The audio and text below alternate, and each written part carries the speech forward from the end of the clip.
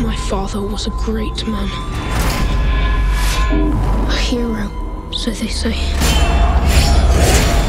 Dracula is one of the most adapted characters of all time, so it's hard to believe there's anything left to be told. Of course, the title's a sleight of hand, with Gary Shaw's directorial debut introducing a new take on the character. This is Dracula reborn as dark superhero, with horror being replaced by action-adventure.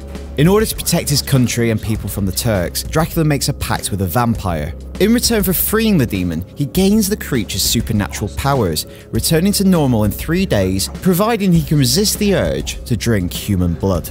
Sometimes the world no longer needs a hero. Sometimes what it needs is a monster.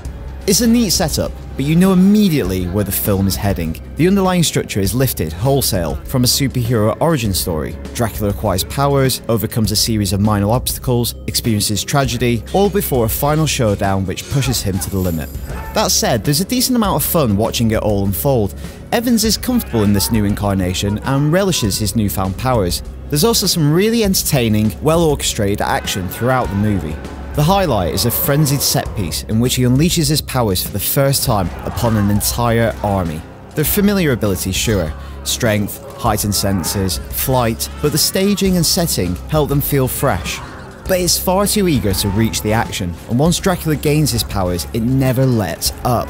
That's fine, but this is supposed to be Dracula at his most human and humane. And while we get some sense of him as a doting father and loving husband, these moments don't really ring true. There's not enough time invested in this side of the character to make later scenes really work. It also rushes its world building. Charles Dance plays the arch-vampire and is responsible for laying down a lot of the mythology, but it's done in such a hurried fashion, you're never quite sure what the rules are. You have no idea. It seems vampires can go out in the day, providing they keep to the shade, but it's never really clear.